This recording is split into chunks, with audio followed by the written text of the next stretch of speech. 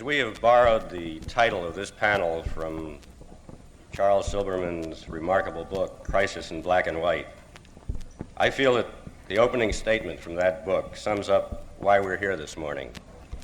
If I may, I'd like to quote from it. This is addressed to my fellow Americans, both black and white. It will, I hope, offend and anger both groups. For it is impossible to tell the truth about race relations in the United States without offending and angering men of both colors. The truth is too terrible on both sides, and we are all too accustomed to the veil of half-truths with which black men and white men cloak the subject. Neither white nor Negro Americans have been willing to face or even to admit the truth, but the truth must be faced now, while there's still time. It's never too soon for a nation to save itself. It can be too late. For 100 years, white Americans have clung tenaciously to the illusion that if everyone would just sit still, if agitators would just stop agitating, time alone would solve the problem of race. It hasn't, and it never will. Dr. Cannon, how would you characterize the race relations situation as it stands now here in the United States? Well, I'd like to comment on where the Negro is today, and this is certainly part of the question as to what about race relations today. Just briefly, I'm from Los Angeles and very familiar with the Watts situation, and what's in Watts now seems to me is prototypic of where the American Negro is today. Because in Watts, post-conflagration, there's a feeling that one has an opportunity to participate in one's destiny. There's a sense of power. There's a feeling of pride in the community that once was a kind of lost and forgotten community. There's a sense of purpose, and there's a real sense of investment in the land that you walk on, because it's part of what you are and who you are now. In Watts, there's a sense of subculture. There's a sense of black pride, a sense of being proud of who you are and what you are. There's a sense of negritude, a sense of black consciousness. There's a sense that a man can be a black man and be proud of his subculture and be as American as apple pie. There's a sense that part of our revolution is a revolution of the youth. In fact, the Negro Revolution is a revolution that, in large measure, is a revolution of the youth. People who won't compromise with any half-truths. People who say that if we're going to live the truth, let's live it wholly. And the Negro feels that it's time for a confrontation with the majority. We won't be satisfied with anything less, and this is the way we feel in Watts.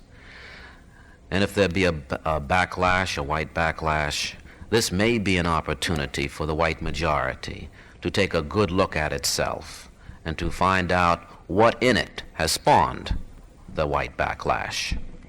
And thus we have an opportunity through the Negro Revolution to have a revolution amongst whites, to do a soul searching amongst them. And thus the Negro Revolution feels that we are in the eye of the storm, which has to do with the reshaping of the American identity. Thank you, Dr. Cannon. Mr. McKissick, there's been much discussion of the label Black Power. What does this mean in terms of the civil rights movement? Well, I think it means one thing certain to black people, and that is that they have no power. And this factor has not been understood by most white people. The interpretations which the press, I might say at the outset, have attempted to give to the expression of the slogan Black Power does not give a fair recognition to the expression in the first place. It was in 1965 at the Core Convention in Durham, North Carolina. Our theme at that time was the black the Black Ghetto, an awakening giant. And we discussed black power, and we defined black power. And we have defined black power, and I've defined it now. One, it's time for black people to have the right of self-determination to determine what they're going to do, when they're going to do it, how they're going to do it, to set up their priorities for the accomplishment of 6 basic objectives. 1 is political power. 2, economic power. 3, an improved self-image of oneself. 4, the development of young, dedicated leadership. 5, to work for the enforcement of federal laws to abolish police brutality. And 6, the development of a black consumer bloc. Now that is what we have said black power was. That is what black power is, regardless to the many interpretations. Now I'd like to say one thing here at this point also. I don't think that we really recognize where we are today. And by that I mean, I hear all of the comments which come up. What's wrong? The civil rights movement is split. And we are defining what is happening today in terms of something that's passé, that is 10 years behind. This is no civil rights movement today. The civil rights movement is dead in a doornail. It died with the March on Washington. What we've got now is a commencement of a black revolution, the movement and a renaissance on the part of black people to determine the course that they're going to take for themselves. This is no longer a civil rights movement. And if you think it is, then you all confused in your thinking, and any answer you're going to get is coming out all wrong. That's all I say for now. Thank you, Mr. McKissick. General Gelsto, you've recently served as police commissioner of Baltimore at a time when a long, hot summer was predicted. But it has been acknowledged that you played a major role in preventing any outbreak of violence. In view of this experience and your role in the Cambridge, Maryland situation 2 years ago, what do you feel the authoritative force in a community must do to maintain law and order and still provide protection for the minority groups and the community? I feel that the best maintenance of law and order is the protection or the prevention by proper and prior political action on the part of the political leaders of the municipality or whatever it is affected. Once demonstrations have started, part of the war has been lost, because it shows that there has been a breakdown in negotiations or no attempt to negotiate and compromise. And from then on, as a result of demonstrations, things are done through fear and panic rather than through reasoned application. Traditionally, the role of the police has started when the trouble has commenced. And this is not a happy situation for the police to be in. And it also, frequently from their reaction or action in that, it escalates and creates more disorder than previously than originally had started. I believe the law enforcement agencies can do much better than this, because I think that the police are in a position of all the people, all the organizations, any state or municipality, of having greater intelligence of what is going on, because they're working with the people. They know the grievances, they know the aggrieved areas, and they're in a splendid position to pass on this information. I think that the chief of any police organization can form a liaison among the people of that city or that group, regardless of whether it's a Negro civil rights movement or whether it's an NSRP or what have you, and establish liaison between these people and the proper political authorities who can do something about the action. One of the things I think that a police chief must do is know the leaders, and I mean the actual leaders of the movement. I think in far too many of our towns, and I think the Chief Park in Los Angeles admitted this, that the leaders the people they were dealing with, they thought were the leaders of the town, were not when the chips were down. I think you've got to know the man on the other side, the man you're going to know what he does, how he thinks, and in many ways you can pass this on and establish some sort of liaison and get negotiations started. The police have got to establish a relation, the police commissioner, in the areas, in all areas of the city, in all areas of the community, so that he's known. Now this comes from a very practical standpoint. If you have a riot or a disorder or a demonstration, tactically you're much better off if you can walk into that crowd and call the people by their first names. It's much better than the anonymity that causes and does so much toward a riot. But I do think that the police and through training, proper training on their part, and trying to change their way of thinking. You cannot rule out prejudice from a man's mind, but you can get him to take professional action and be completely cold and cold-blooded about the thing when he is working.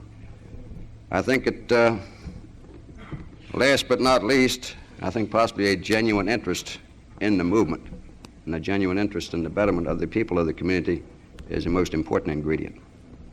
Thank you, General. Reverend Sullivan, I've heard you use the phrase silent revolution. Just what do you mean by that?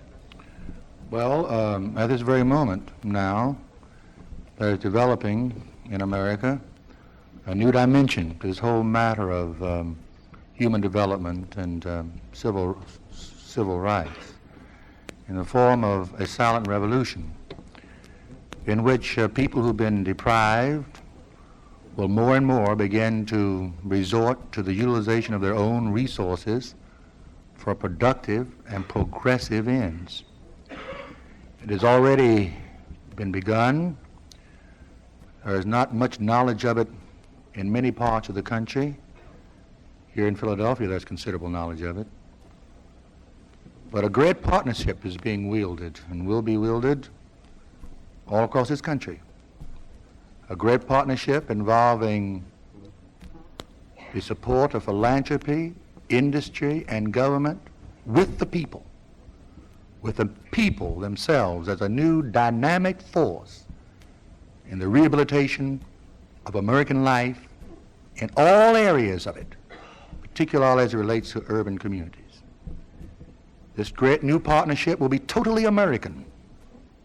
It will be totally cooperative, because we realize that the success and the future of all of us must depend upon the cooperative effort of all of us.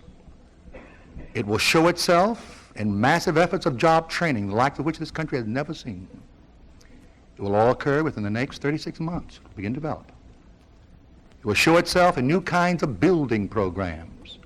A whole new sphere of activity will occur in our urban communities in which the people themselves will become involved in developing their own communities with support of government, support of philanthropy, but the initiative being made by the people themselves.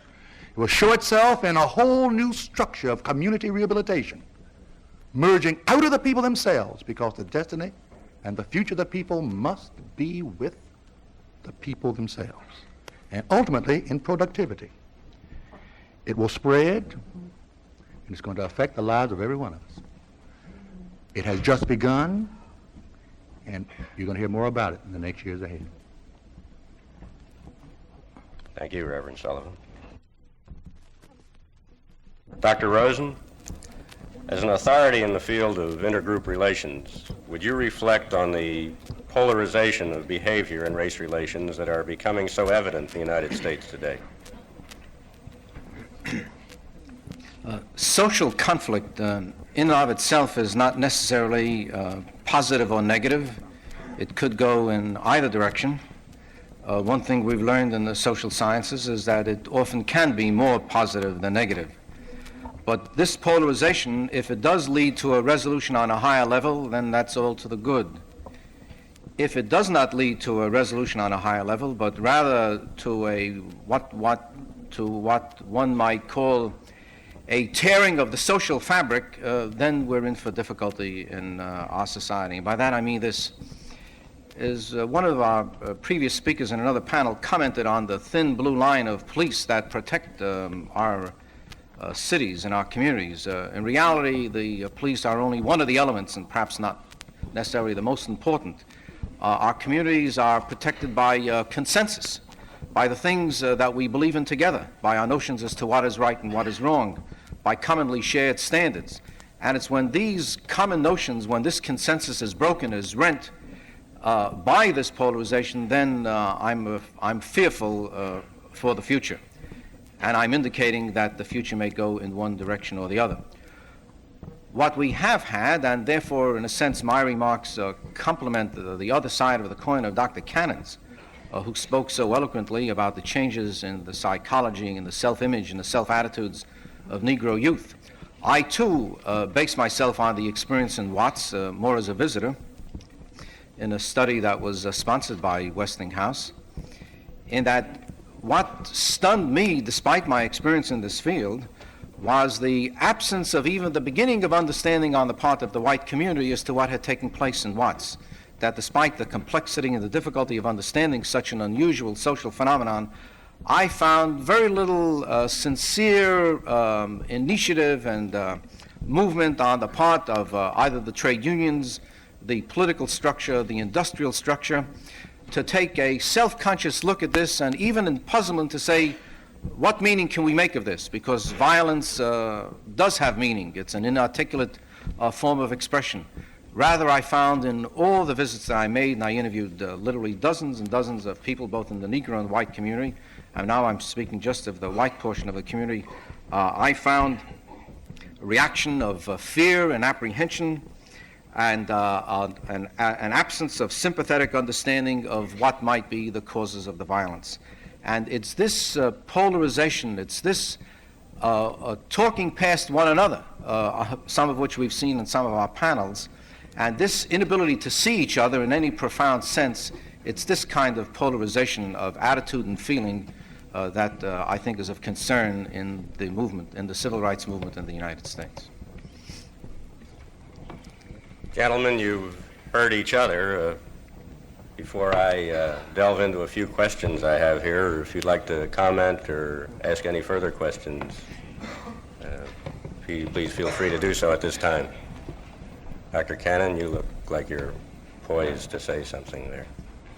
And it seems to me that in our country and in our educational system, the concept of a melting pot, and where we'll all eventually be think alike and be alike and enjoy the sameness, has some real dangers to it. In effect, we're all very unique. We're unique groups. We're unique people. And I would like to stress the importance in an educational system, the importance within the majority group of an understanding how important it is for a minority group to feel a sense of positive identity.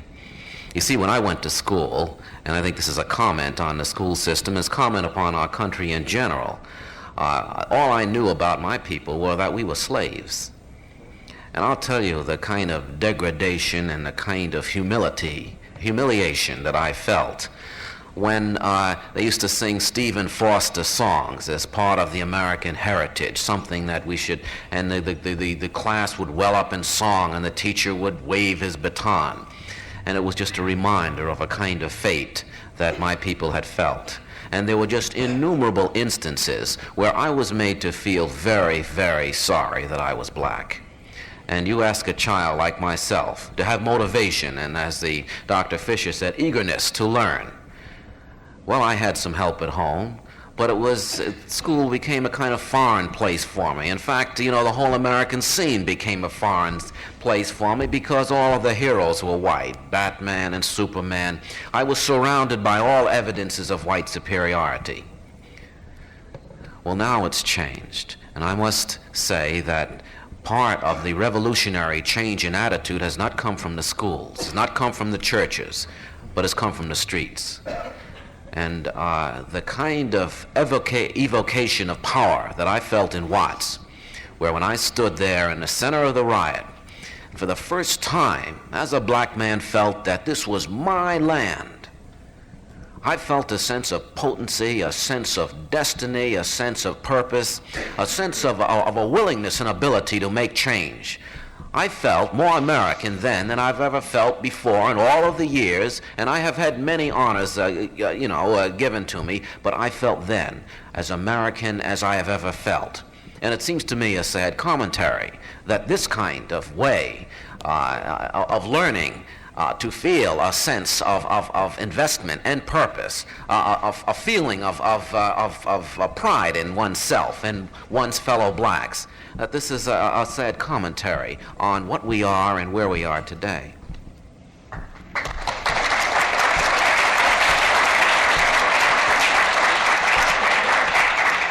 Dr. Rosen? I'd like to ask both Dr. Cannon and Mr. McKissick this question. Dr. Cannon gave a very eloquent description of the problem of maintaining an adequate self-image in a culture that gives daily evidence that there's evidence to the opposite. The first point I want to make is that that's common to very many minority group members, and the dynamics are pretty much the same. And many people from different minority groups have gone through the same experience. But now self-image and social image are, in a sense, are opposite sides of the same coin. Now, isn't there a danger that the movement forward of improving the image of the Negro himself, of his self-image and about himself, if that takes place at the expense of his relationship with his white neighbor and his white brother, in terms of rejection, that we want to be ourselves, we want to be on our own, we want to give leadership to ourselves and so on, how can you do that, which is a legitimate thing to do psychologically, without the sociological or the political implications of cutting yourself off from allies, both in a political and in a psychological sense? That is, if you say to the white person, we don't want you, then isn't there a danger that his social attitude is going to go down, and also with that, your self-image as well? Mr. McKissick. Dr. Rosen, you spoke earlier, and you talked about the dialogue, lack of communications.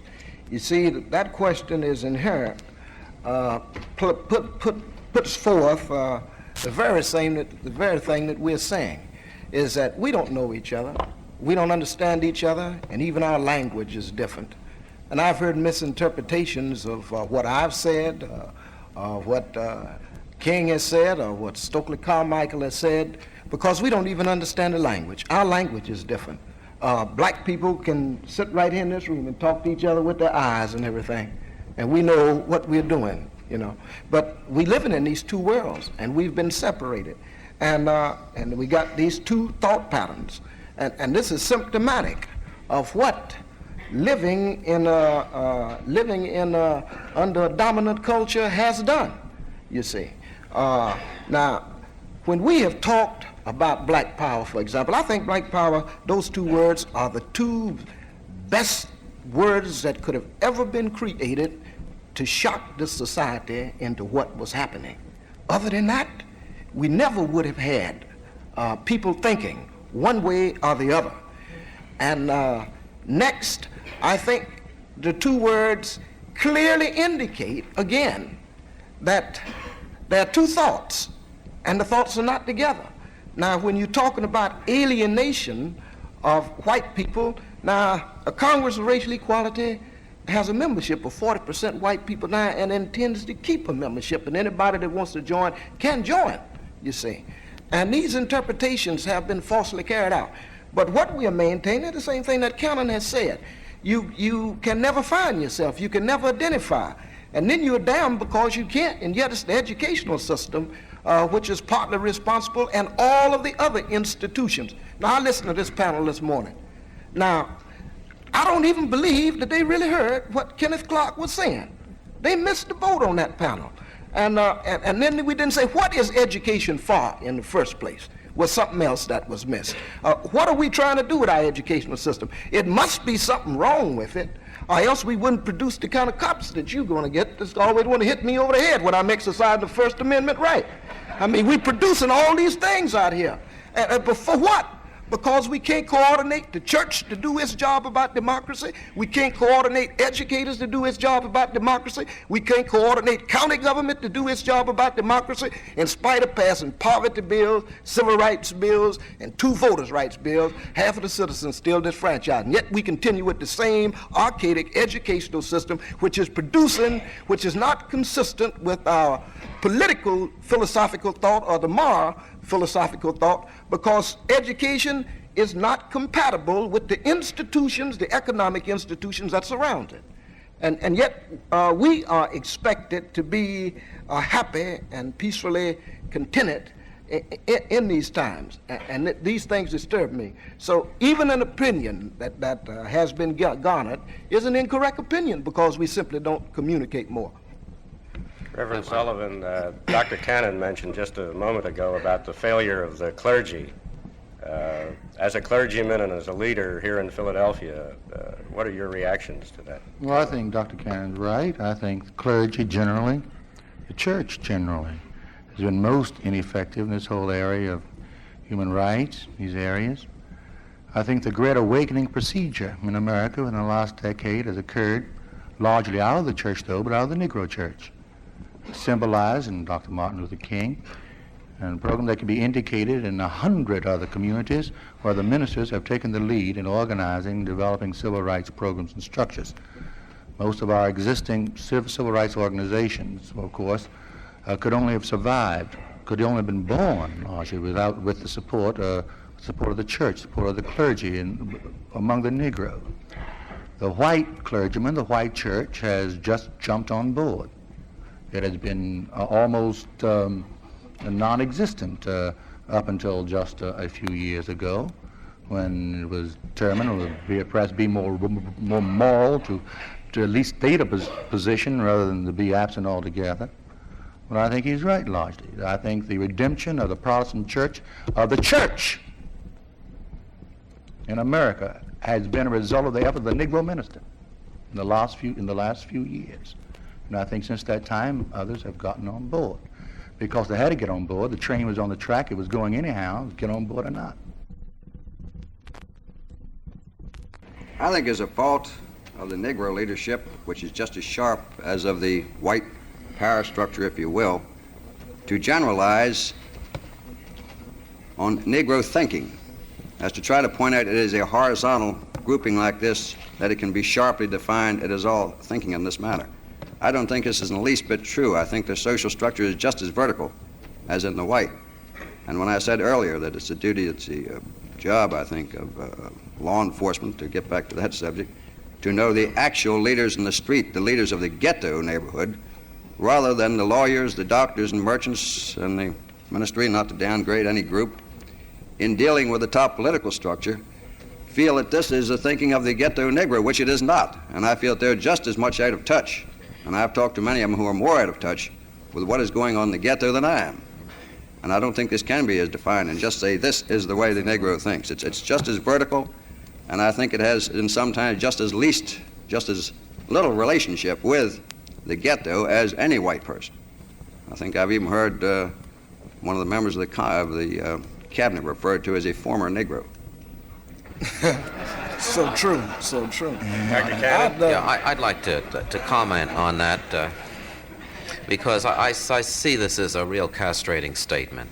Because, you know, in some ways... What is? The statement that about the former Negro, and there's been in Los Angeles a great deal of discussion about Negro leadership. And we've been involved in so many dialogues about who is and who is not Negro leadership. And it's a kind of heretofore, the white man has chosen the safe Negro leadership and has been a kind of liaison between the safe Negro leader and the white the white power structure. And sure, I think most of us or all of us resent this. But I would say this, that in terms of the mood of the Negro today, that every black man has had a common experience. And that when he is called a former Negro, and I've heard whites say, I'm more Negro than this man or that man, that shows the tremendous gap in understanding between black and white, because that is just not true. And in terms of where the power is and where the action is, I would say that if way up in the percentage, 90% or more Negroes know, leaders in the upper economic echelons, they know that the power is right there in the Negro ghetto. This is where the power is. And this is a power that has shaken this nation. This is the power that determines from whence or whither our cities go. And there's no question about that, because black people occupy the center of every major metropolitan area in this country. And the city is the shaper of our destiny. From the city emerges all things that control America. And thus they have to be dealt with. And a kind of militant aggressiveness that is part of the everyday tale that is spoken in the TV and the mass media, is part of this restiveness. There's no question about this is a revolutionary era. The Civil War made our country come of age, and this is another kind of war which is going to make or break our country in terms of its international image. And our status in the world is dependent upon how we handle our non-white population in this country, and the main non-white population in terms of numbers and in terms of a kind of uniqueness in the place of American history is the American black man. I feel that it's really kind of, I'm very sensitive about the kind of fractioning that and the kind of splitting up that I hear so often when they speak of Negro leaders. And there's a kind of way, and I'm commenting in general, not upon just what General Gelsto said, but I'm commenting in general that we have been a group that has constantly had the real leaders pushed down, the so-called leaders pulled up, and it's caused a real kind of confusion in terms of leadership patterns within our community. But now, at the present time, the kind of unity, the kind of a consolidation of identity that has gone on within the Negro community makes no Negro able to deny who he is and what he is. And if you scratch any Negro deep enough, there is a kind of common heritage, is a sense of subculture that they're beginning to feel proud of, that it's making itself evident. I would just say one other thing, and that is, I feel in America, and our country has an image that I think has been promulgated and perpetuated by broadcasters and other mass media, and that is of a happy, happy life. And the kind of real life, which means that you deal with anger and love and sexuality and you deal with the guts of life, is something that's really not reflected in most of American mass media. And the quote ugliness of the city is a time to really grapple with some of the basic concerns of man. And when we speak, and I think that there was an implication in what Dr. Rosen said, that what about the 90% if they get angry? Well, I say that if they get angry and rise up, then their anger and my anger will at least have us dealing with each other as men. And that if I am confronted with an angry white man, he recognizes me because he is angry at me. And that's better than a lot of paternalistic smiling and other kinds of ways of accommodating some lesser significant being. In Los Angeles, there was a confrontation because many whites were very, very angry at how dare this group rise up and strike us in the face. And all the gun buying and all of the protestations that, oh, now you've really done it because you've done this awful thing and destruction of property and what have you. It has set the civil rights movement back many years and what have you. All of it a justification and a kind of hiding behind many years of disenfranchisement. But you know, the mode of the American Negro, as I feel it, and this is from the ghetto all the way to the top, is that no matter how much anger, no matter how much backlash, you can't set this course of progress back. And that if we have a backlash to the extent that we're all scattered to the winds all over the world, then so be it. That there is a mood that we've had enough, and that in terms of really feeling that we have a grasp upon what it is to be significant, what it is to be felt to be important, what it is to feel a sense of heritage, that this cannot be turned back, so that the backlash or whatever other angry manifestations of the majority is something that we have to confront. But we hope that the majority will confront, because I really feel that through a kind of angry exchange and a real sense of touching one another, there can really emerge a sense of love and community.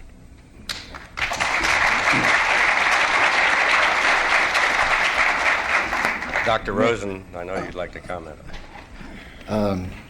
Dr. Cannon and I met each other just yesterday, and in very many respects we speak the same language, and I'm not wanting as much to change anything he says, but as maybe to add something to it.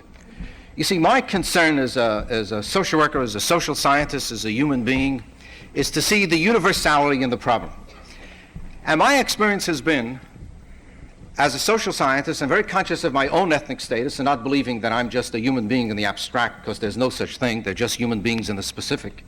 It's a middle-class white Protestant fallacy to think that there are just human beings existing in the air, so to speak, without specificity. We all have specificity. But one of the things I've learned in these 20 years is that many things that I thought were peculiar to my ethnic group in terms of love and hate and passion and self-image and concern, I found were human problems. Even the jokes that I learned from my mother. And therefore, the very thing that you said, Mr. McKissick, that when two Negroes look at each other, just their facial expressions, well, two Irishmen can do that, and two Jews will do that, and two Catholics and two Hungarians, because they have common shared experiences, a common family background. I met two Armenians for the first time in my life yesterday that I spoke to intimately, and they began to describe the destruction of the Armenians by the Turks in intimate details that I really was not sensitive to. And you know, they looked at me as if I didn't quite understand that. Really, I think you're quite right, as the fault of my education that I didn't. But I wanted to indicate to them that I do want to understand it, that this was a terribly unique and, you know, horrible kind of a problem, and yet this kind of genocide is one that very many other groups, subgroups, not just one, not two, but dozens have faced in the 20th century that we've had. And therefore the challenge that I see is this complex problem: how do you maintain your subgroup pride, the sense of masculinity and manliness and who I am, and at the same time respect that in the other subgroup of the other human beings? So I wasn't saying anything about 90%. What I am saying is that the problem of the Jew and of the Negro and of the Armenian and everybody else in the United States is an American problem. It's not a white problem, it's not a neat problem. Yeah, Wait, let me just finish. And to the extent that we can see each other's common humanity, and gee, that's such a trite phrase, I wish I could see something better than that. Dr. Bob Johnson and I, Bob Johnson is the son of Charles Johnson, he's Negro, he's his father was the president of Fisk University. He and I traveled through the South for a year at an end, and we were the first mixed group that stayed in a number of hotels and did many things together as a mixed group. Among the many things that we wrote and published in regard to that experience that we said to each other as a white person, as a Negro person, was an understanding of each other's reactions and our status as human beings. I understood him, and to the extent that he understood himself, he was able to understand me. And it was this commonness that I'm searching for as we each legitimately find our subgroup pride. That's my concern. You're quite correct when you say that it's an American problem, because the type of slavery that we had in this country was entirely different from the slavery practiced anywhere else. You're quite right. Yeah, it was psychological slavery, and it was based on color. And unfortunately, as the distinguish between Irishmen and Jews and etc., they are all white, and we're still black.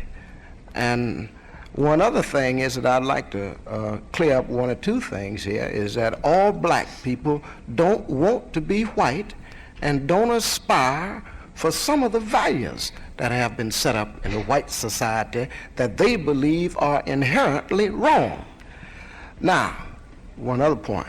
Now we are now going into, now I said before, that you see the early years of the civil rights struggle from 1954 on up through the March on Washington, we were concerned with one thing, primarily integration.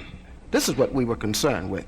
And we marched and we trotted, and I got knocked down and everything else, and we marched and we moved towards integration. That was the laudable goal, because we believed that integration was a thing that was right. We could accomplish something. We spent days and nights in jail ends, and $1 million was spent by us, I know, because we still haven't paid it off yet, for this struggle. And then, lo and behold, we had to make the recognition that once we opened Howard Johnson's, once we opened Hot Shops, once we opened the Holiday Inn, too few of us had any money to go in and buy. We couldn't buy. We didn't have any money. Only those who could benefit were, say, the black educators, the black doctors, the black lawyers, or those who at least were employed. I'll be generous and go there. But by and large, this is what Langston Hughes and those black writers, Killen, say, that struggle is for that talented 10th group, or that 10%. Now, we're going to set the 10% up here now. Now, right now, this struggle, all these people who marched with us and couldn't eat, they said, now wait, let's get down to some basic problems, like having some food, you know, a house on your roof, getting the rats out and the roaches out. And now let's be concerned with this problem now. And this is where the Black Revolution starts, and that's where the civil rights struggle changes. Now, I differ with probably something that everybody has said up here at one time or another, because if you recognize that fact to start out with, then you got to recognize that the 10% has really not ever been assumed in an integrated state in the first place. The 90% well know that if 10% can't be consumed, how in the hell are you going to consume the 90? So right up now, just now, we got a report in our office where they hired 800 bank workers in some certain localities. Study made 800 bank workers, 200 of them were black. The report shows now after 4 years of working in integrated services, you know, and when we say integrated services, I better explain that. That's where we got a tokenism brigade, where every white firm got one Negro, and they sit him at the front, and they put a sign behind him, "We are an equal employer opportunity," you know, and everybody got their one Negro, and that's about all. That's the tokenism brigade. But this survey went on to show that the upgrading during this period of time, every white person save 8 is now making more money than the Negroes.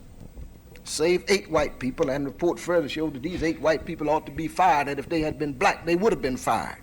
So now, what our problem is, you can't absorb the 10%. Half of the 90% know very well that they can't be absorbed. Many of them don't want to be absorbed. Many of them just don't want to be associated with white people. And many of them know that the only time they're going to associate, because of limited education and everything, is in a master and servant role. So they said, okay, you have confined me to the ghetto. You know, you have confined me to Philadelphia here, because you've moved to the suburbs. Now, if you're going to confine me here, let's be very realistic about this problem. I want to control it politically, and I want to control it economically. I want the schools to be run, since you don't want to run them, and you're going to give us some education that's going to teach us all to try to be white middle-class people that we don't want to be. Now, we want to set up this curricula to have something about Toussaint Overture, who beat Napoleon, you know. We want to have something in there about Charles Drew, who invented blood plasma in the curriculum. We want to talk about Benjamin Banneker and these people that have made valuable contributions to this society. Now, I disagree with one other point I want to clear. There are some Negroes who are so tied to this culture pattern, this white culture pattern, that they have got away from the masses of the people. And these are the people, quite often, that white society says, well, he's got a doctorate degree, he's got a PhD degree, or he's got this, and he is the leader, and they nominate him the leader of the black community. And quite often, so I'm inclined to say that there are some people who have achieved economic success as black people, but who cease to think like black people. They are involved in this culture pattern which dominates them, and many of them have gone so far that to sell their people out for money, you know. This is the way we do. Money is everything, and they sell their people out. So I'm inclined to maybe disagree, make that distinction on that point, because I know some of them, and I can cite chapter, verse, and name, you know. Reverend Sullivan. Yes. In my opinion, and it's not much, in my opinion, now is the time for the most difficult part of our effort. In my opinion, now is the time for a program. A program within the community, principally in the colored community, of self-help, self-initiative, self-assistance. In the area of opportunity, integration has come, although often in areas of tokenism, yet the door's been cracked. But integration without preparation is frustration. So the time has to come that we have to develop a program of preparation, in addition to our efforts to integrate. I, too, for 20 years, have been involved with the civil rights struggle. I created selective patronage. I named it. I withdrew from the white community, didn't talk to a white man for 3 years in this town, because I didn't want any of my white friends to tell me not to boycott him. I went to the radio station, the television station, and told them they had to put some Negroes in there. And you ought to too if you don't have any. We went to the telephone companies, told them they had to put Negroes in there because we had a concept and a way, and they said we can do it now. In 12 hours, in Philadelphia alone, without a person carrying a picket, without a person doing a thing that is affrontive at all, just staying in their homes, can cut off every telephone call from coast to coast, stopping at Philadelphia. It can be done in 12 hours with no one getting hurt, without a picket being there. But you don't need to use these techniques now. Integration has come. Eyes have been opened. But now, we must prepare, and we can't wait on even the educators to tell us how to prepare. We have to take the resource we have in our communities to start with. This is the new direction. This is the new step. I'm zigging, now I'm zagging. This is where OIC comes in. Started here in Philadelphia just 2 years ago with nothing. 2 years, we put on jobs more than 2,000 men and women, 1/3 of whom have been on relief, 97% of whom have been poverty, most of whom hadn't gone further than the 10th grade because people said they couldn't be trained for technical jobs, and now industries are standing in line for OIC trainees. In 115 cities, there are OIC programs that are going to be developing in your country from the people, starting with the colored community, because they want to help themselves. It's a chance for you to develop a great partnership. But OIC is only a little beginning. We have developed programs of housing. We can't wait for you to devise how you're going to renew our housing, so we have devised ways of doing it ourselves with massive cooperative investment programs. It's already being done in Philadelphia. 200 people put $10 together 1 year ago, and now they're building $1 million apartment complex. They'll be built by the 10s and by the 20s. If programs federally sponsored and initiated by the city can't rehabilitate our communities, well, then the people will have to do it themselves. A whole new concept of community self-help, innovative systems, the hope that government and all other forces will help us. If it means that we have to use our hands to build our own bricks on our buildings, we will do it. We can't wait for all of us to move out in the suburbs because it won't happen. We have to construct and build where we are. We have to make where we are as viable, strong, powerful, and as respectable as possible. We have to create our businesses, not just for colored people, because I don't believe in doing anything just for colored people. To become a part of the mainstream of the American economy so that we can produce and become a part of it like everyone else. But we can't wait for others to rehabilitate for us. We'll have to do it ourselves, and we will. So I agree with that philosophy. In fact, we are doing it, have been doing it. In fact, I'm from a little town called Durham, North Carolina, where one of the few cities in the United States where Negroes control over $100 million. North Carolina Mutual Life Insurance Company being the major one, and the bank, and etc. Yes. So I've been exposed to that. However, I would like to say that many times money was not forthcoming to Watts, for instance, until you had some riots out there. You couldn't get things, couldn't make people hear. Earlier this year, in 1966, we mentioned that 40 cities in this country were about to explode, and nobody heard that. You see, I don't think that you can just rely on people acting on their own. They don't. Unfortunately, they just don't. Now, we told about the 40 cities, even gave the names of the cities. And the Attorney General of the United States, after making a thorough investigation after riots had occurred in more than 20 of them, our Attorney General announced in August, and y'all will recall, in August announced that yes, there were 40 cities that had potential trouble, and riots had already occurred in 20. Now, why wasn't some action taken to really go in and deal with the problems? Now, once again, I'm saying that the civil rights movement dealt with symptoms, and we are now at where we're going to have to deal with basic causes. Now, I think Reverend Sullivan is absolutely right, but I think that it's more than black people's responsibilities. I think it's a total American problem. Sure. For instance, let me give you one example. We created the St. Marie Sweet Potato Cooperative in Opelousas, Louisiana, an integrated team. We went down there and tried to organize black and whites together to organize this sweet potato cooperative.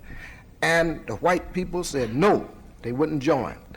So we organized about 300 black farmers, and things became a success. And after they became a success, then the whites start joining. Now we've got a cooperative with about about 50 white farmers that are in it. But these kind of programs have got to be carried on, and it's really an American problem. But I don't want anybody to go away thinking that negotiations alone are going to be the answer. That demonstration is something that we're going to have to use from time to time again. But the future direction is going to be towards self-help. But you can't just expect people to change because you say that they need to change. It takes some demonstration and shock treatment to make people realize that change is necessary. I don't think Mr. McKissick is right in saying that Reverend Sullivan is absolutely right. I think Reverend Sullivan is only half right. In fact, there can be something terribly pernicious, because the white community would like nothing better to say, let the Negro lift himself up by his bootstraps, form cooperative self-help, employ each other, and the industrial establishment and the labor unions and the political people who are doing nothing now will then be rationalized and justified in doing nothing. That's my complaint. OIC is not a Negro group. It is a program that is serving a total community. It's the first program I know of in America that was begun in a colored community organized by a colored man. In 2 years, it has 6,000 people waiting in line to get into it, and more than 500 of those people are white. We have integrated student body. We have students there from Peru, from Brazil, from Argentina, from Chile, from Haiti, from Nassau, from Italy. You ought to see this. This is a great thing. You ought to see this crazy thing. Whites coming from the Northeast and Kensington to get into an OIC program because poverty is colorblind. OIC must be an American program. Nothing we do must be a colored program. This is not a colored America. It is a total America. The thing I'm saying is that we can't wait on someone else to do it. We have to do it ourselves as no one else will.